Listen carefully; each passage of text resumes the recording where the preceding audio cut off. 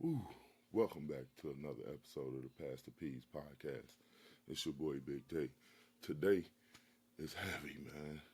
It's going to get real, man. It's going to be about grief, violence, and the ripple effect of systematic and personal pain. I'm going to just roll this footage real quick, man.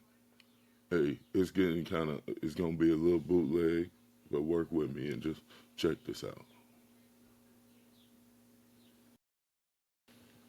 And now at 5, we're getting a look at what prompted a deadly police shooting in East Price Hill. Yesterday, a Cincinnati police officer shot and killed someone running from police.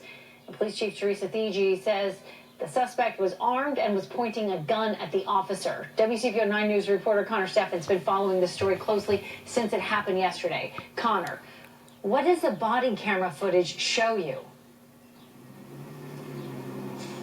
Tanya, according to Cincinnati Police Chief Teresa Thigi, officers had just seconds to respond to the threat.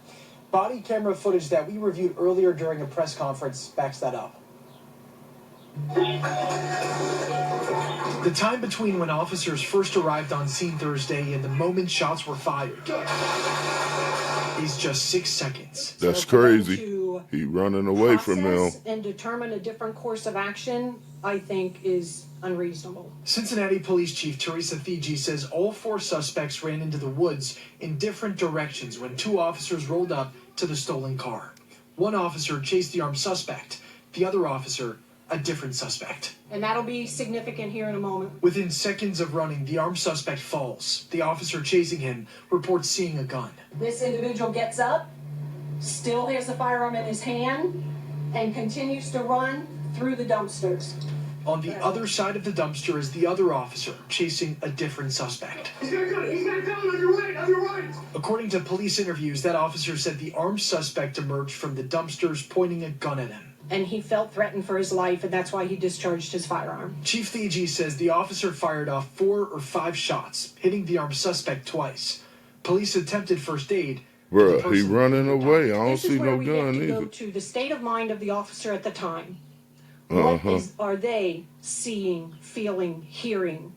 If they feel like their life or somebody else's life is in danger, they have a responsibility to stop that threat. The 2 suspects in custody were arraigned Friday. Man, that's crazy. All right, bear with me. I got some more for y'all. Hold on.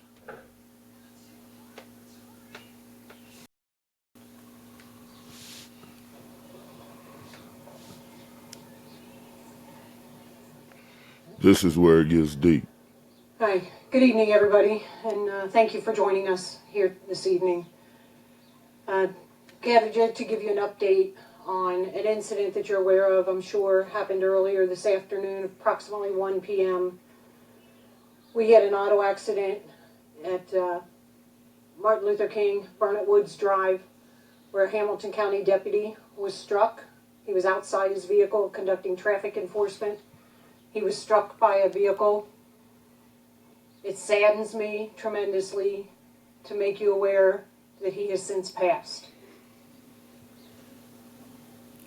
I think what is significant for people to know about this accident is the officer was just out doing his job, directing traffic up near the University of Cincinnati for what was supposed to be a glorious day for many.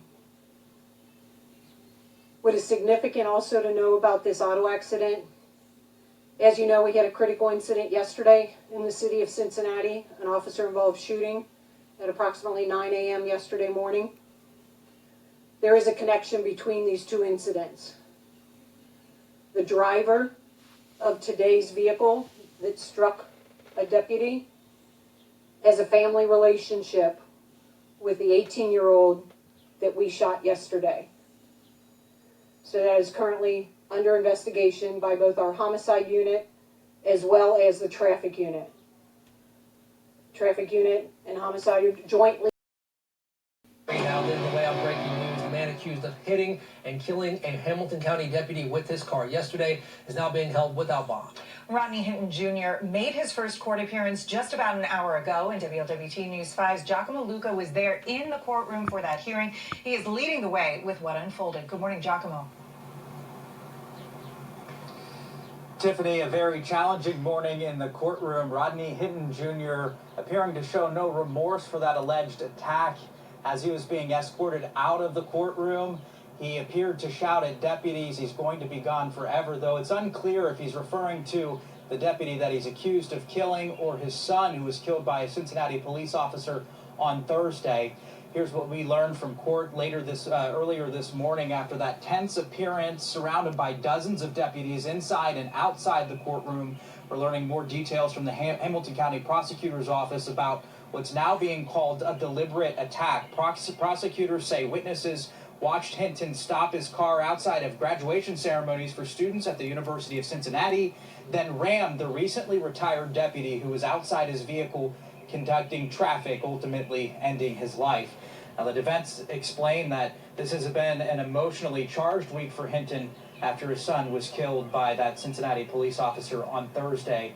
Meanwhile, Hinton is going to be held at the Claremont County Jail by the judge's order for his safety until a no bond appearance is set to determine whether or not he'll be held as that judicial process plays out at the Hamilton County Courthouse.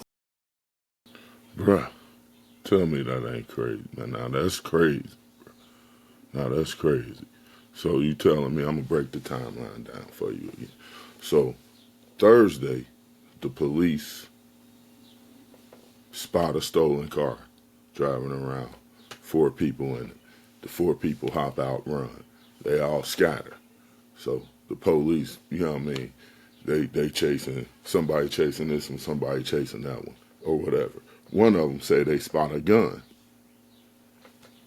Okay, all of this.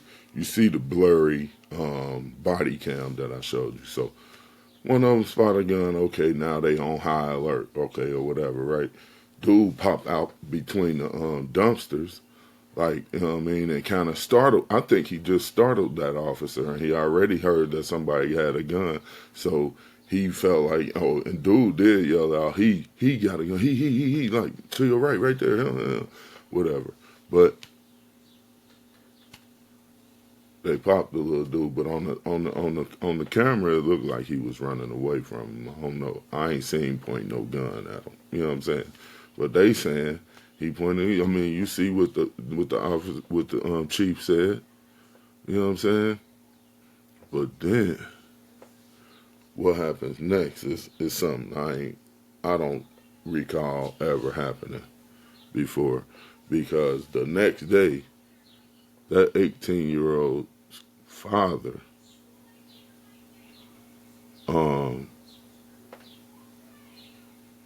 ran over a sheriff deputy and a deputy and killed him in retaliation on purpose, allegedly.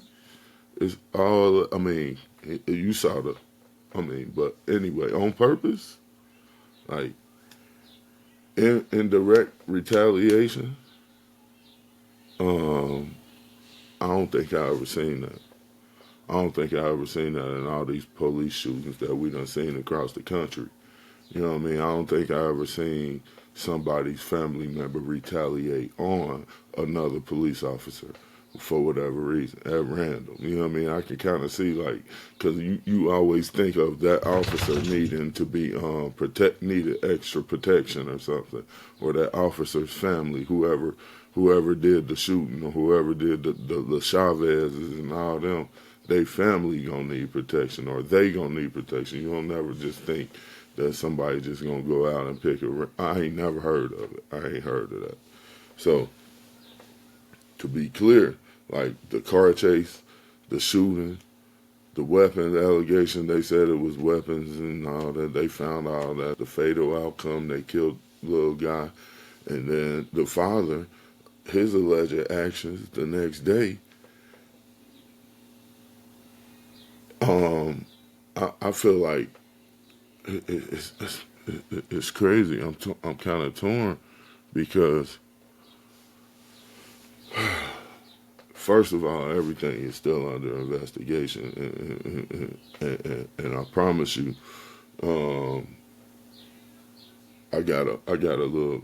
I don't know if I should say so much about it, because I think he might have an angle, man, because the concept. I mean, if I'm putting myself in his shoes, man, I would probably say I'm insane. I'm out of my mind in that moment, and I don't really have no control over what I'm gonna do when if certain things were to happen in any aspect of my life. Some things I'm just out of control of, and so I figured what happened, like, but I'm not here saying that I justify anything. Let's just unpack the father's motive. He what he grieving, he's angry, you know what I mean? He feel helpless. They already, you know what I mean, trying to justify it and trying to say his son was wrong when, I mean, now we see the body cam and we can see that I put myself in the shoes because I got a child that same age, you know what I mean? Like, so I can see.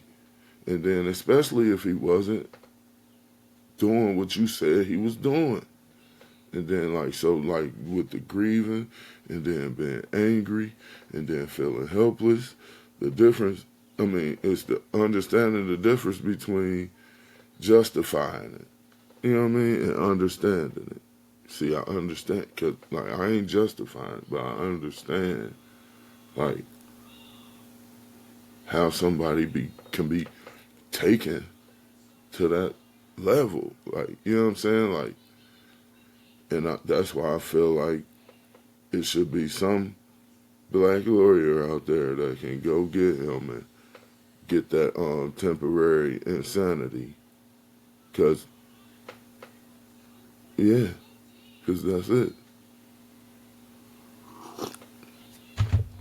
But I mean, like I said, I'm not saying that I justify anything.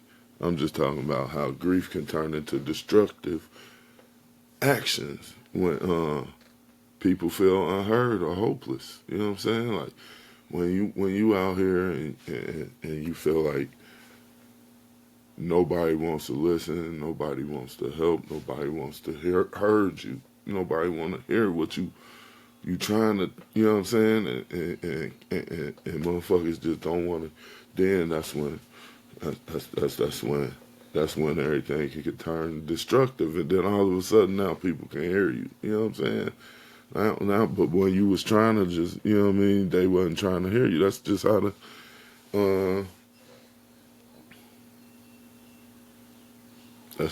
game be going, man. And it's crazy. But if you think about policing and the perception in the communities of color, man, and you go through the history of mistrust with law enforcement and the black community, it's like built into our subconscious mind already, and the same with them. They got something built into they mind about the black community. You know what I mean? And the trauma, the cycles of fear, all of that is on the civilians and the officers, is both built into the subconscious mind. That's why, like, I mean, it'd be no hesitation when you see those type of videos. You know what I'm saying? But it'd be so much. It'd be talking, and it'd be like, don't run, stop, police. When it's other video, you know what I mean? Like they like chase certain people, or they might let certain people run or whatever. But certain people, if you run past me, I'm shooting. You know what I'm saying? Like, so, and that's a real thing. It's trauma, I guess, or whatever you want to call it. But that's a real thing that's happening in the black community on both sides. The officers coming in just like that too. You know what I'm saying?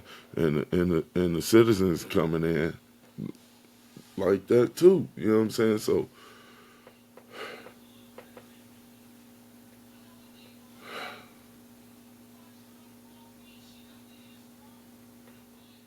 So it leads to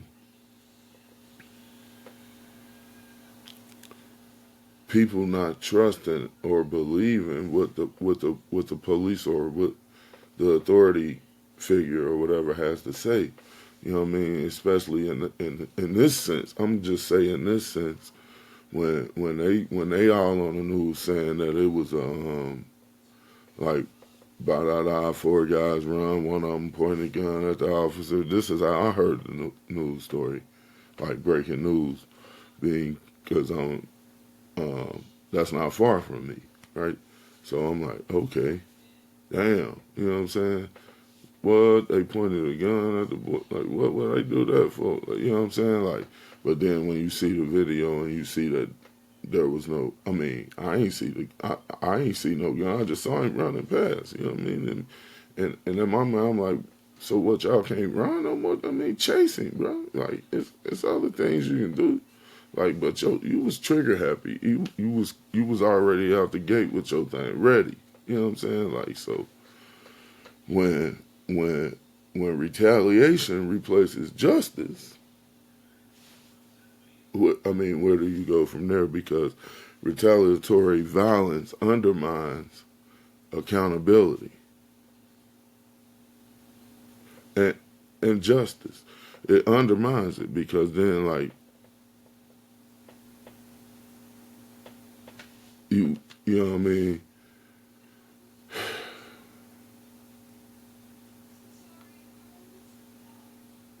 When you rely on street justice, I guess, like, that's what it is. So, like, the streets, but, like, they ain't trying to hear it like that. You know what I mean? So sometimes it's not good to stoop to that level and do the retaliatory, you know what I mean, thing, like taking justice into your own hands, street justice or whatever.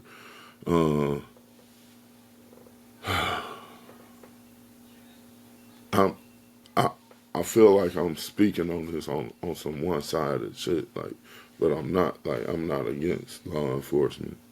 I'm not condoning what happened here. But what happened here is real though. Like, and it's probably not the first time, even though I haven't heard of it. But I don't think it's gonna be the last time either, because it's been too many times when we saw the first. I mean, that first video is like, that could be anywhere, anytime, however many years ago, however many hours ago. We've seen that so many times, it don't make sense. You know what I'm saying? And we kind of tired of waiting on justice. I've been in the marches, no justice, no peace. And I think people getting fed up with waiting on justice, man. And I think that's the problem. That's what's happening. How does the community begin to heal from the pain like this when it keeps on recycling as violence? Like, we bringing in this pain and then put it out as violence, like, you know what I'm saying? But then that's just gonna, now the police, it's just gonna keep going back and forth. You know what I mean? I ain't no nobody, but shoot, man, that's crazy, bro. I just feel like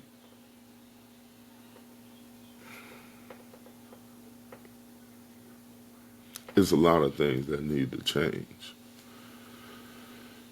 And a lot of situations, even that situation, even with those officers, see, like, I know everybody got a thing going on with, like, the YNs and the young men out here and all of that, and they wild or whatever. Everybody, they said it was 2 guns in the car, all of this.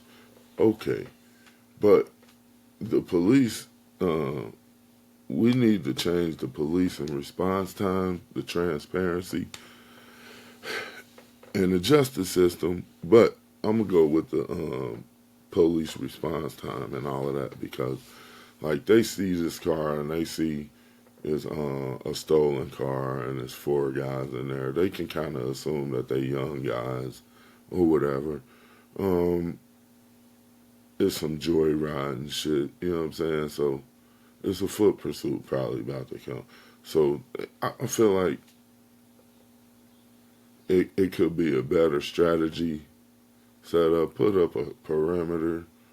No, I mean, it shouldn't just be a shootout like that. I mean, not even a shootout, or just an open fire, boom, just because you running past. Even if you running past with a gun in your hand. Like, at some point, like, it's got to be some transparency, because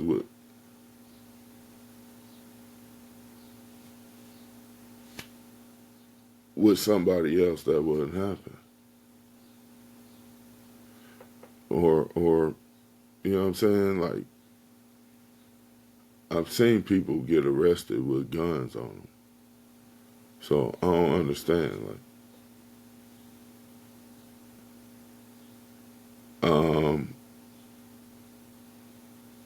that's just my little take on that, man. Look, if you still here, man, hit that subscribe button for me one time. Hit the like button.